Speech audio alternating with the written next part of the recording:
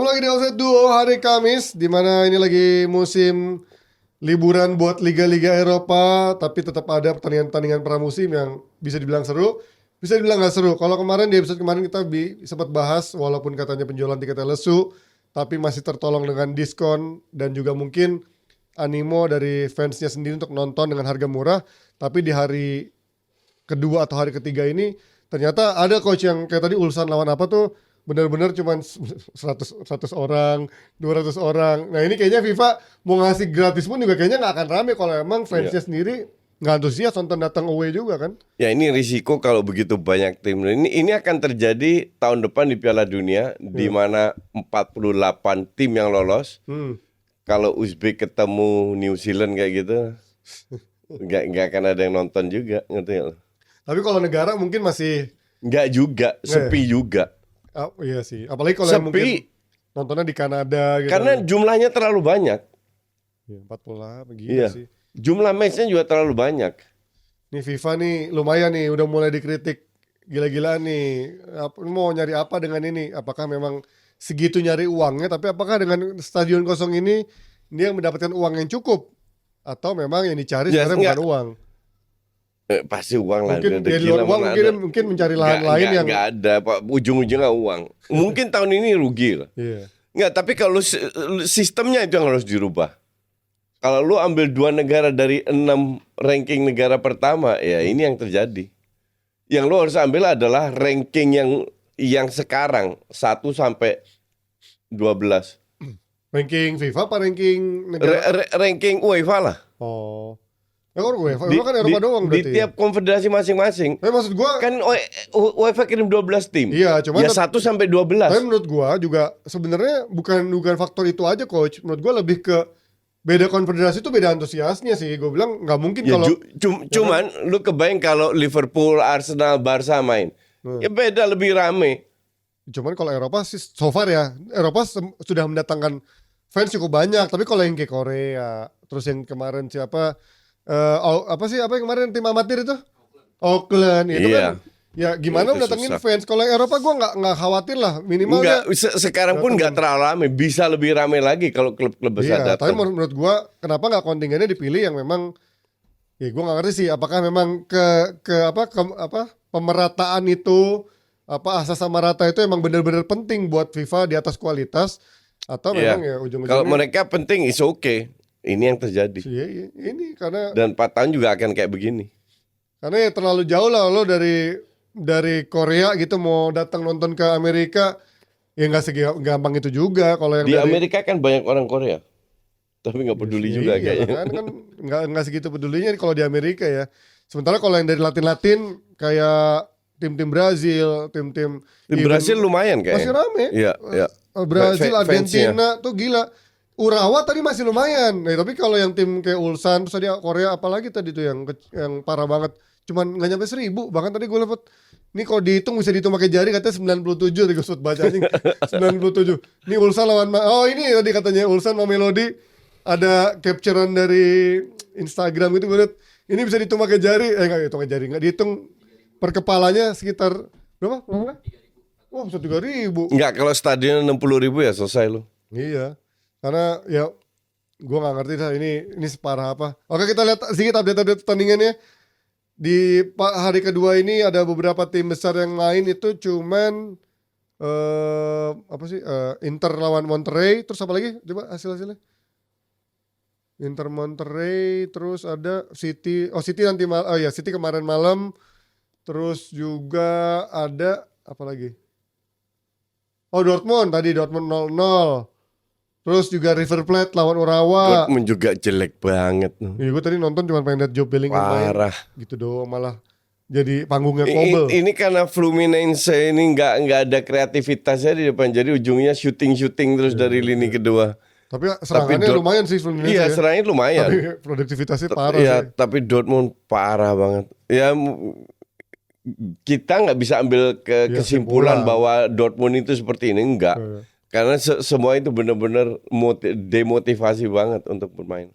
Tapi gue lihat ya, kalau gue lihat dari Inter main ya, sebenarnya mainnya lumayan ngotot juga coach. Terlepas mungkin ini kayak agak semi friendly pramusim, tapi gue lihat ya mungkin ada faktor nyari duitnya juga kali ya. Gue nggak ngerti deh karena Inter pertama hampir full tim. Kedua tadi mainnya cukup ngotot kalau lihat tadi gue nonton beberapa kali ACRB sempat mau panas-panasan sama pemain lain gitu pas lagi mau adu body-body di skema corner. Ya, jadi mungkin apakah mungkin karena faktor cuacanya juga bikin mereka jadi gampang kepancing emosinya. Tapi menurut gue dibilang friendly banget juga enggak nih, karena kalau udah melibatkan duit sebesar ini mungkin buat tim-tim yang butuh duit, kalau buat Madrid, Barca mungkin nggak begitu. Barca butuh deh. Madrid atau Chelsea mungkin nggak butuh. Tapi kalau buat Inter gitu butuh. Dan gue kaget tadi, gue udah lama gak ngikutin kan. Biasanya gue tuh ngikutin pemain-pemain yang dulu gue suka perhatiin. Tahu tuh gue kemana mainnya. Nah gue baru ngeh tuh kalau selain Ramos tuh ada si Sergio Canales ya bekas Betis. Canales. Terus ada Lucas Ocampos. Iya Canales kan tapi di Madrid gagal. Dia bagusnya di Betis sama di sebelumnya di mana dulu. Terus Lucas Ocampos yang udah main di mana-mana juga. For your information, Ramos itu udah 39 loh. Iya. Dan Canales pun 34 kok nggak salah. Tapi masih bagus mainnya, gila. Enggak, Internya jelek. Oliver Torres juga. Gue nggak nonton itu teman gue pikir sama Inter dibantai itu. Enggak, Inter jarang bantai orang. Emang timnya tuh agak-agak ini suka dermawan banget ya. Nah ini debut pertama buat Cifu. Lu nonton kan, lu gimana mainnya? Dia masih ngikutin skemanya Inzaghi sih. Gue lihat tadi skema Inzaghi. Lebih baik begitu, jangan dirombak total. Karena dengan skema ini udah bagus mainnya. Yang mungkin sedikit dirubah dikit lah biar nggak terlalu textbook. Tapi ya benar, ketika textbooknya nggak berjalan coach, terasa monoton. Ini yang sering kita bilang kan, template-nya Inter itu kalau lagi nggak berjalan itu antara pemain underperform atau mungkin lagi miskin kreativitas, udah tuh kayak template aja. Calhanoglu kemana? Cedera seingat gue. Terus Dumfries cedera. Jadi tadi akhirnya ada debut selain Cifu, debut tadi Luis Enrique yang dari Marseille sama Petar Sucic yang katanya pemain masa depan. Luis Enrique bagus nggak? Lumayan secara skillnya, tapi untuk main gayanya. Dia apa striker ya? Jadi sayap dia tadi. Oh sayap. Dia striker sayap. Tadi akhirnya dia main di posisi Darmian, gantiin Pavard. Darmian masuk jadi back tengah. Oke. Seperti biasa. Ya tadi Esposito main sama Lautaro diganti sama Thuram. Esposito ini pemain baru? Enggak, main muda. Udah dipinjemin bolak-balik. Oke. Tapi ya gua nggak melihat ada perubahan besar sih untuk gaya main, dan kayak Inter tuh butuh pemain yang lebih jadi sih, terutama di lini tengah.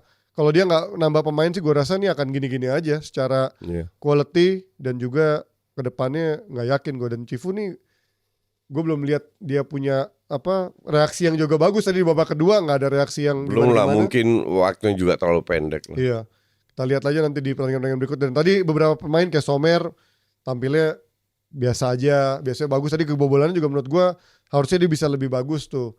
Martinez buang peluang, golin buang peluang 2 kali, satu yang dianulir. Tapi ya ini jeleknya Martinez kayak dari musim lalu adalah sering banget buang peluang. Udah sih. Jadi gue melihat banyak peluang. Dia Martinez punya Lautaro ada 3-4 peluang lah.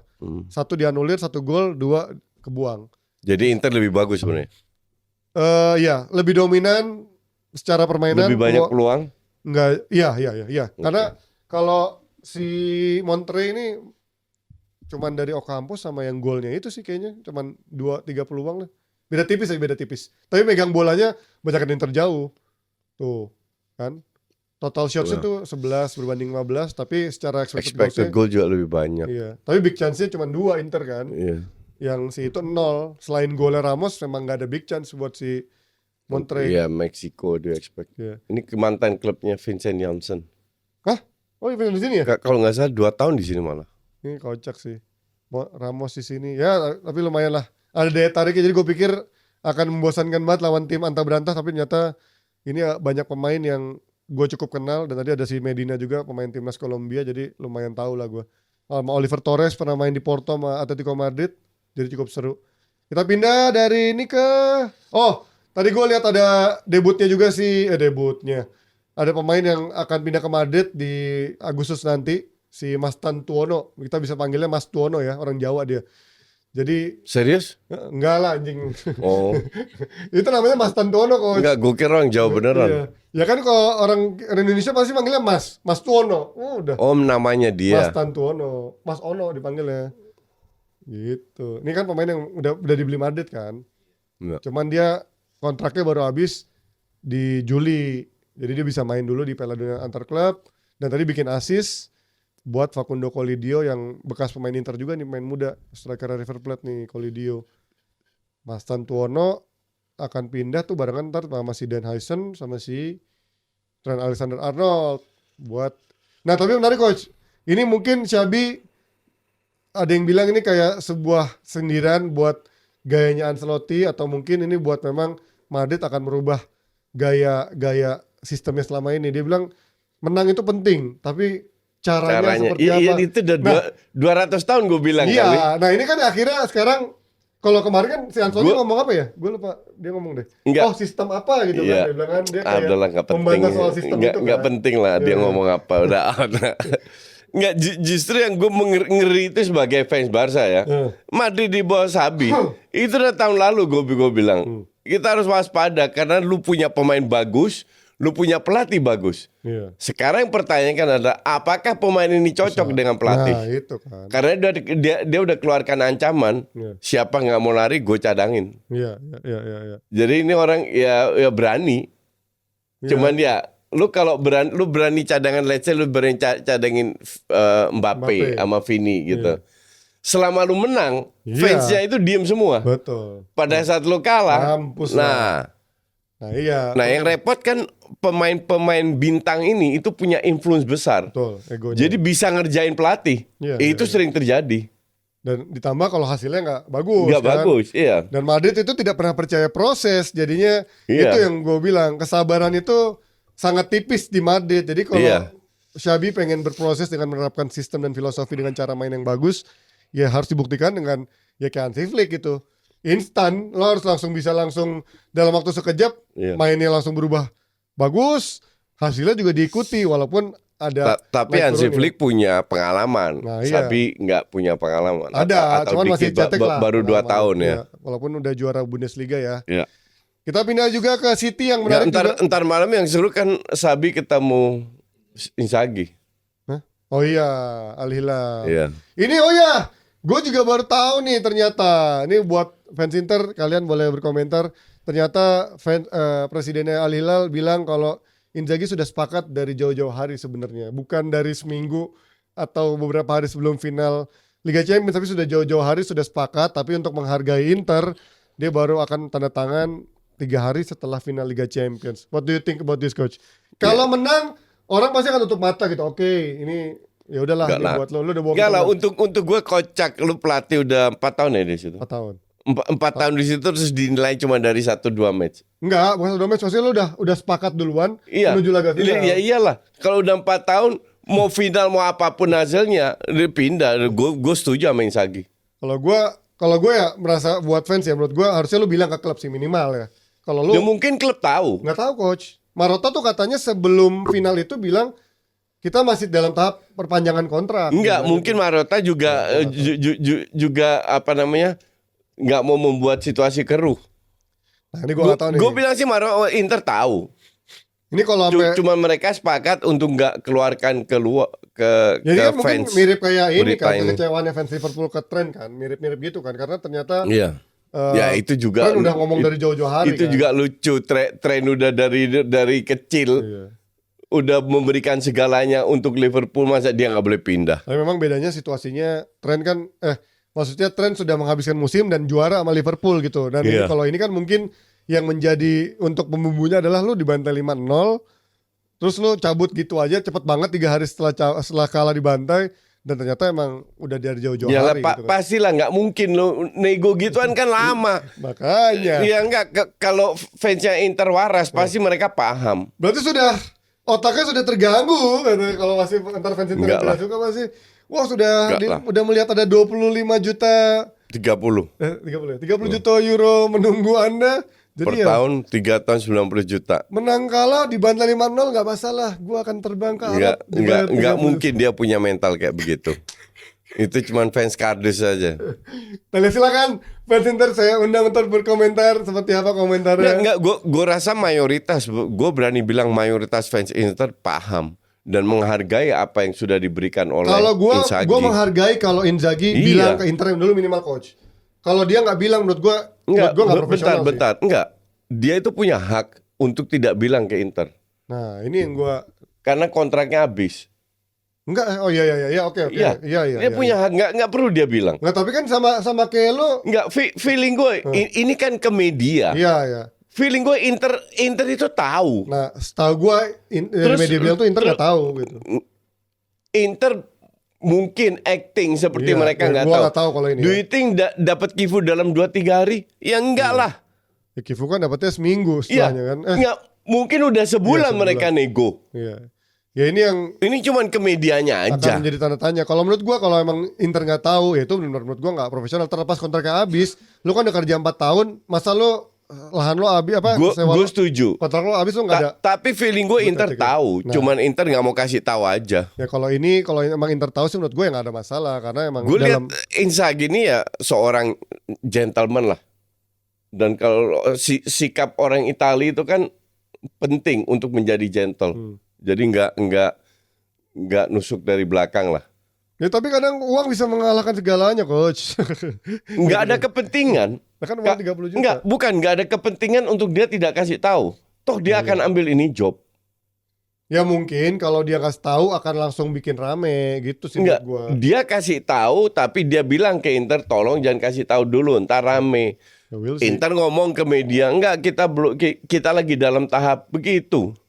Nanti kita Lu pikir semua media harus tahu ya enggak gitu, Keles. enggak, tapi kan kalau Inter juga soalnya panik kan. Lah kan sebelum nyari Inter enggak panik. Loh, Inter kan sebelum nyari Cifu kontak Fabregas. Feeling gua itu cuma untuk media aja. Lu mah semuanya gila Serius, gitu. Enggak. itu untuk media aja. Menurut gua ini cukup mengejutkan karena kalau lo emang udah punya kayak let's say dari abis Inzaghi lo langsung kontrak Cifu. Iya. Itu menurut gua lebih meyakinkan kalau Inter udah tahu. Tapi kalau dia sempat Fabregas dulu dikontak sampai Mirwan Ya, ngasih statement.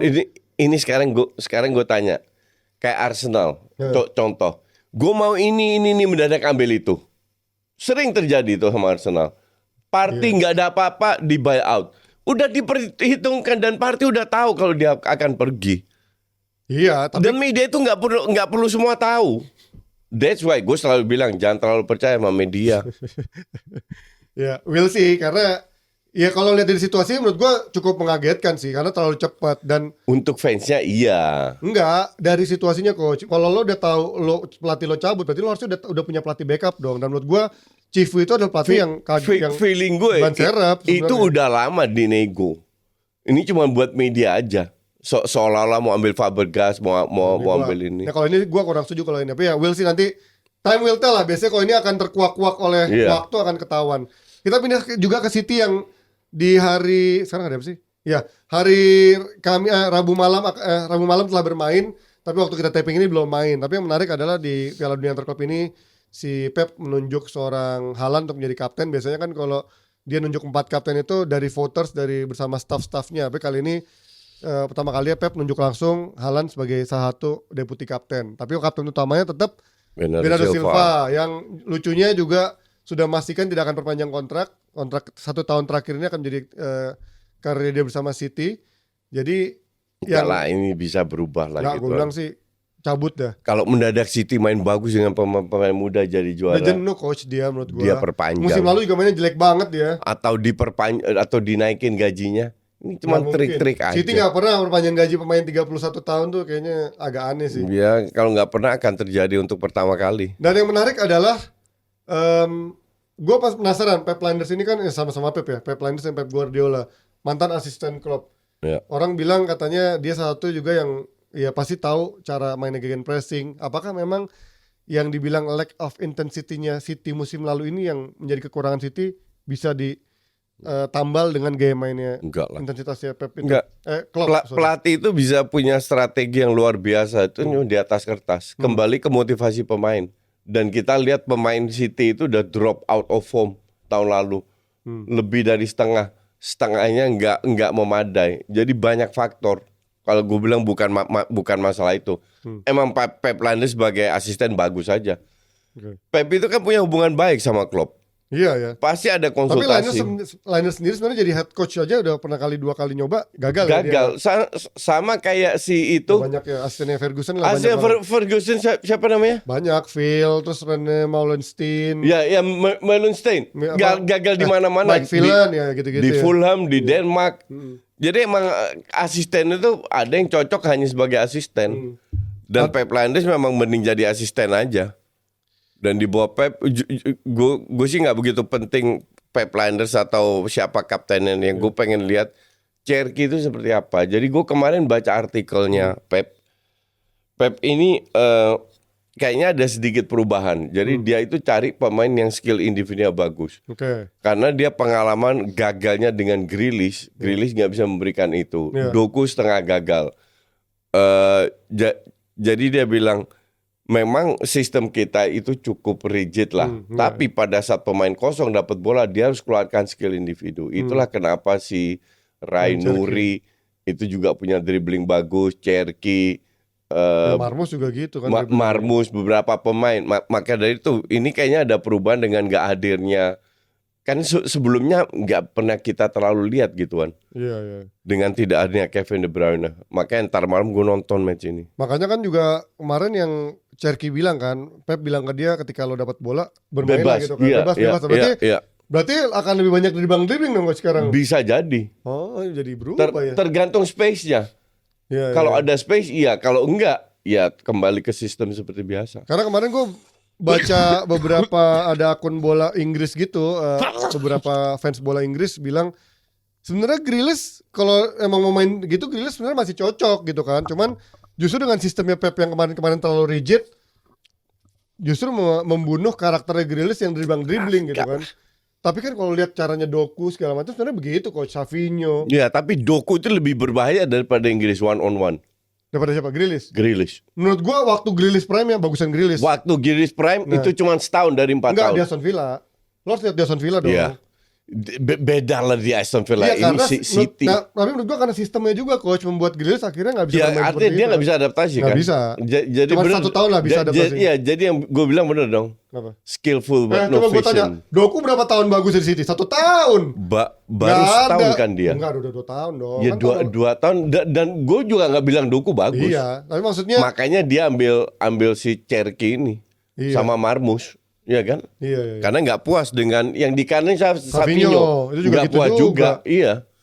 Agak-agak tricky juga. Nah itulah pembelian yang nggak deliver musim lalu, itu salah satu yang bikin City juga ngedrop.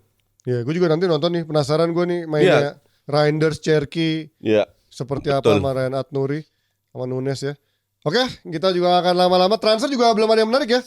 Sancho lagi diincar ke Napoli, cuman nggak mau bayar gajinya. Thailand ya, cuma lu ngomongin. Ini sekaligus Zeko ke Fiorentina sekaligus menegaskan bahwa Serie A adalah liga aki-aki. Modric ke Milan, Zeko ke Fiorentina. Siapa lagi? Ada nambah lagi kemarin tuh ada pemain tuh.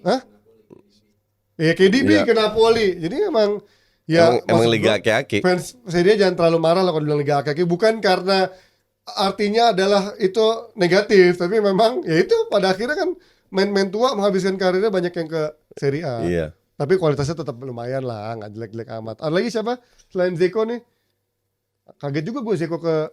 Ya ini kemarin gue udah sempat bahas nih, Nico Williams udah makin deket ya. Karnesecki ke MU. Alah, ini enggak. Gue udah kapok sama kiper Italia kecuali Donnarumma udah. Enggak kan MU mau pertahankan Onana. Enggak, bodo amat. Serius? Ya Onananya nggak mau pindah soalnya coach. Dan nggak ada yang mau Onana soalnya. Dan Amorim mau Onana juga. Tai lah goblok. Enggak, Onananya nggak mau pindah. Emang nggak ada yang mau Onana. Enggak, lu kalau nggak mau pindah, nggak mau pindah, lu nggak usah main, latihan sendiri lo sama tiang listrik. Ya dia kipernya siapa? Tiang listrik juga kipernya si Altai Bayindir. Exactly. Kan sama aja. Karnesecki, gua rasa ini rumor. Nextnya apa? Jaizes. Oh iya ini karena katanya si siapa Jaka Bijol ya. Iya, Jaka Bijol. Ya, Jaizes harus main di Serie A. I don't care klubnya apa. Iya deh, Jaizes ayo dong. Nggak penting klubnya apa, yang penting dia tiap minggu bisa ketemu striker hebat. Iya. Di situ dia bisa berkembang karena masih muda juga kan. Iya. Jadi mau klub apapun nggak penting. Kalau dia masuk klub yang terdegradasi ya pindah lagi. Yang penting ada klausul itu. Iya, Kalau iya. gue terdegradasi akan dijual murah. Tai banget. Iya sih, Jesus nih juga menarik nih. Satu masih ditunggunya sama penonton sepak bola Indonesia. Dia bakal kemana musim depan. Messi juga katanya dijual Twente ya, kok cuman belum laku. Ya mungkin kalau laku pun sama-sama tim-tim Eredivisie juga, bukan sama tim Enggak, luar. dia diincar sama Valencia. Sama Valencia sama satu lagi apa. Jadi soalnya gue baca belum ada yang laku kalau belum ada yang nawar, belum ada yang ngontak bahkan untuk si Messi. Ya ini baru Senin buka loh. Ini hari apa? Rabu. Baru 3 hari. What do you expect? Kan dibuka nggak perlu nunggu buka, kalau emang tertarik bisa ngontak dulu. Oh klubnya. bisa. Mungkin dia nggak selaku-laku itu. Cuman pasti ada klub Dan lain. harganya lumayan mahal kan, karena musim lalu Iya. kan dia lumayan secara bagus. itu lumayan bagus lah market value-nya. Terus siapa lagi? Kok ada gambar Son anjing? Son Son. diminta sama Sama Arab. Siap mengeluarkan 40 Nggak, juta euro. si itu juga mau ambil dia kan? Siapa? Mourinho. Wih, ke Turki berarti. Iya. Masih oke lah ini. Tapi gua rasa nggak akan musim ini sih. Son kayaknya masih menikmati main di Premier League. Kecuali tawarin, dia juga bukan money oriented. Nggak, sih gue kayaknya. baca statementnya Levy. Hmm. Kan dia bilang, iya kita terima kasih si Ainge kasih kita Piala Eropa. Tapi kita incar juara Liga Inggris sama juara Champions League. Gitu. Ini Gue selalu bilang tololnya what- Levy. what do they smoke there? Anjing, smoke-nya bakar bulu ayam lu tau gak? Dibakar. Ya ini Son diincar kayaknya berat. Bawah terakhir apa? Udah. Oke, itu dia. Arsenal Arsenal siapa? nggak ada. Tai. Ternyata Sesko belum dikontak anjing. Emang belum. Bangsat banget, malah dia ngincer Gyökeres. Itu cuman gosip-gosip doang kan. Iya. Arsenal selalu gitu, jangan terkecoh. Cuman gosip-gosip terus dia pindah sama orang lain. Malah ke Gyökeres, anjing. Makanya Vlahovic masih bisa datang Kagak Lihat percaya aja. loh Vlahovic mah. sama Osimhen kalau Nggak enggak. mungkin, Lu soalnya lihat aja mereka diam-diam saat ambil. Iya, Nketiah dibalikin lagi. Oke, Itu kalau Nketiah balik gue nggak nonton Arsenal semusim. karena cadangan di Palace kan daripada nggak kepake, ya udahlah mungkin Arteta Dia mikir udah dijual kan? udah dijual. Iya. Karena kan nggak kepake Bener di kalau Palace. Nketiah balik gue nggak nonton Arsenal loh. Tiba-tiba belinya yang aneh-aneh lagi. Enggak, gue jangan ngomong gitu. Ntar beneran datang. Ngejing sih ya. Oke, itu dia dari offset 2 kali ini. Karena kenapa banyak yang nanya, kok jadi sekarang jadi cuma 20 menitan? Karena lagi sepi guys. Mau kita ngomongin panjang lebar juga percuma, lagi nggak ada transfer yang menarik. Pertandingan juga lagi pramusimnya belum bagus. Kecuali nanti kalau Piala Dunia antar klubnya udah Nggak masuk. menarik juga. Ya lumayan lah kalau ya udah. Nanti sistem gugur. Iya, udah sistem gugur yang Iya. menarik itu. Kalau Baru sekarang kan tim-tim masih- abal-abal itu lewat semua. yang kayak Ulsan. Urawa Red Diamonds. Ya gitu-gitulah, agak berat nontonnya memang ya. Kita ketemu lagi minggu depan pastinya. Bye-bye semuanya.